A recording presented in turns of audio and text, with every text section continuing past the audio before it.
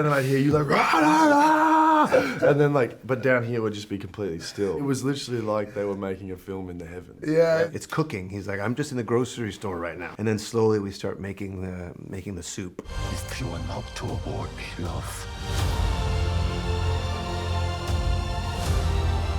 then I will indulge in rage. Yeah, the design for the creature, we wanted to feel newly minted, a new human being, not a repaired one from the ICU or, you know, with horrible stitches and stuff. So we patterned the phrenology diagrams in the head, anatomical lines. The inspiration was also the flayed saint, a statue of Saint Bartholomew that is in Rome. We wanted it to feel like Victor had thought about this creature for decades, so he would make a beautiful one. As opposed to making it look like a mistake of science, we made it look like so beautiful, so sleek that it becomes the essence of a newly born human being. They may have shown me a sketch or something, or a version of it. Michael might have sent it to me before we met. I was so excited to put it on, and I just couldn't believe that I was going to get to look like that. And then when I put it on, it was even cooler than I thought it would be, because all the pieces moved with my face, and it was totally freeing, yeah, because you can leave all of yourself behind. It's like, kind of like, Guillermo has this thing about acting in the rain. I think, does he say Laurence Olivier used to say it, maybe?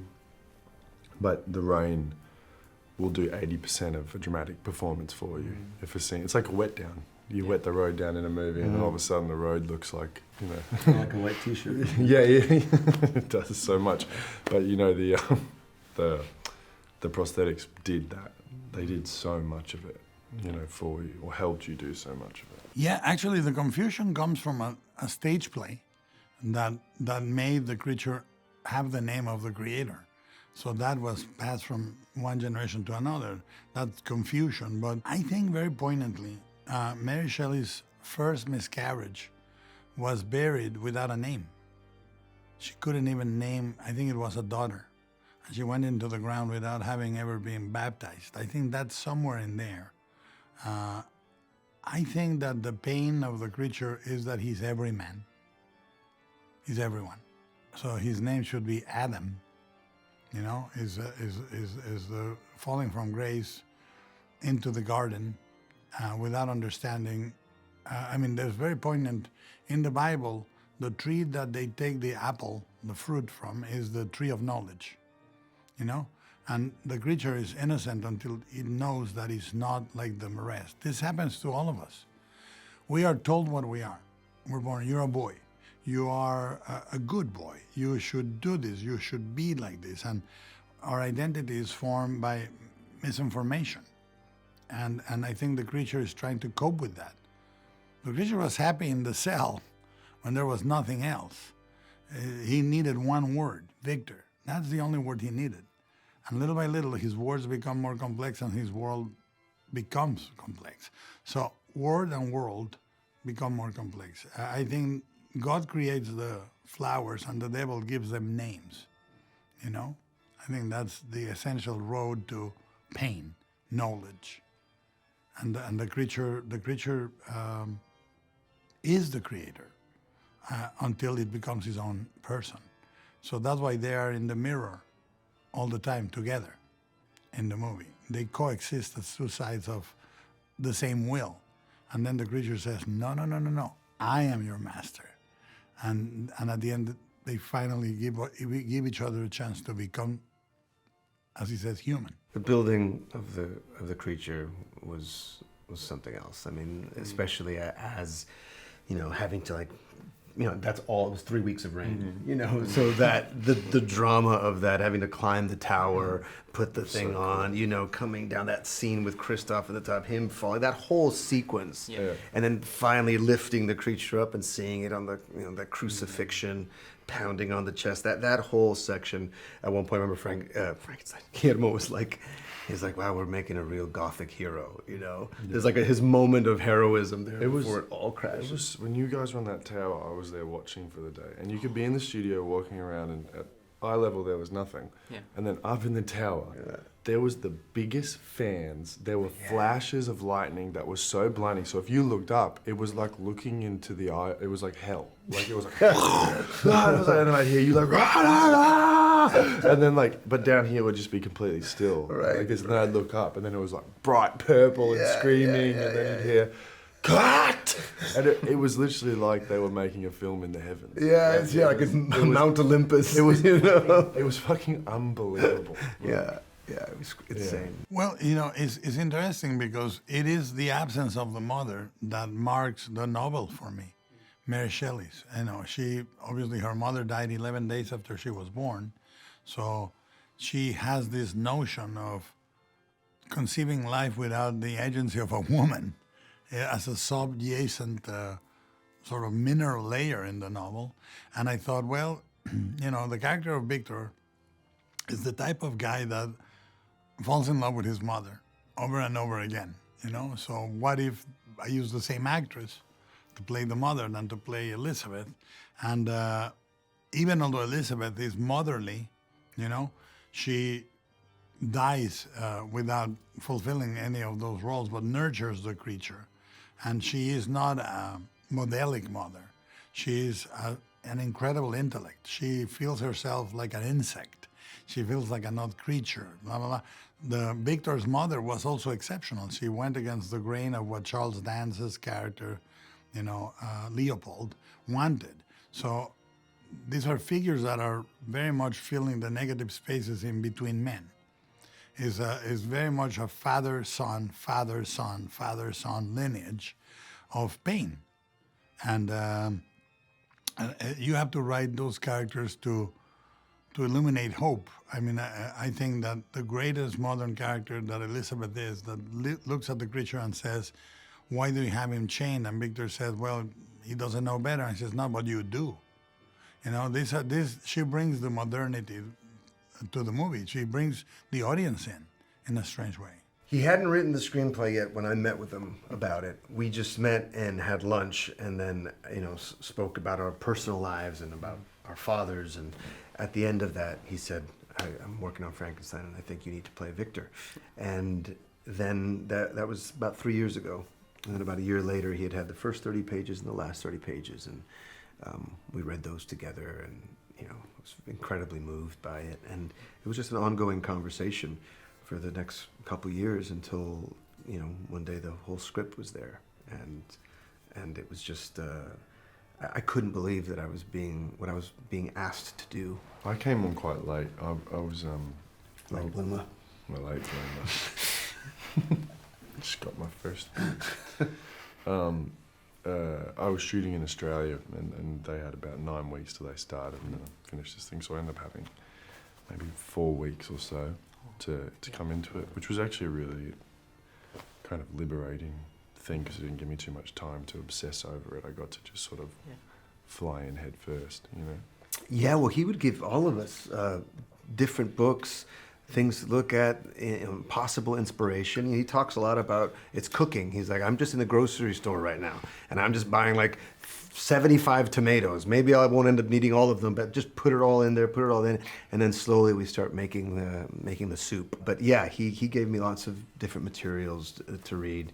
I was surprised, but one of the first ones was the Tao Te Ching, and he is kind of a Taoist artist in that way.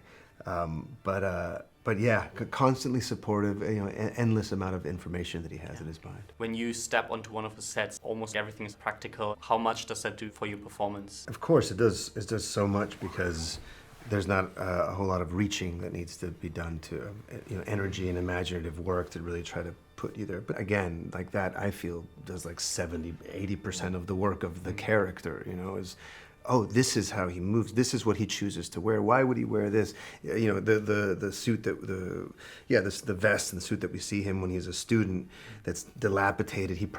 That's his only one, and you can tell he probably stinks a bit, and has no money, doesn't give a shit about it. That silhouette and the way that suddenly when he gets some money from Harlander, what he decides to wear, that's so ostentatious. But I think for me what it does is the inspiration of seeing someone else's meticulous work, and to feel like I'm a team member with that person building a story together. That's what I think is really inspiring, and like kind of just makes me have to get it up more, you know, to be like, I need to be able to bring that amount of detail. This person thought so much about what would Victor have, what are like 5 things that he would have next to his bed, let's say, you know, and you're like, oh, I wouldn't, yeah, you know, that amount of specificity.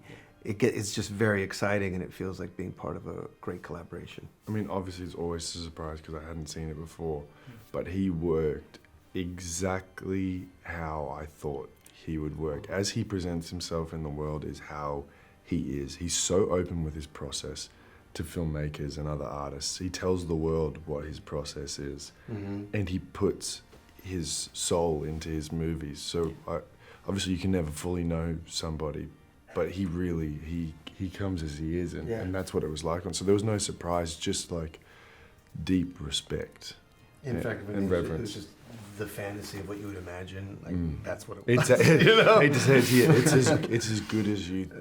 It's better than you even think it could be. Yeah. We chose to shoot the whole movie with a 24 millimeter because I said a close-up is a 2-shot, and a medium shot should be the entire environment, because it's a movie that is very influenced by its environment. The houses are the characters, you know, so you want to shoot it wide. We addressed the fact that each episode was going to have a different style. The prologue and the epilogue have blue, white, and gold. That's it.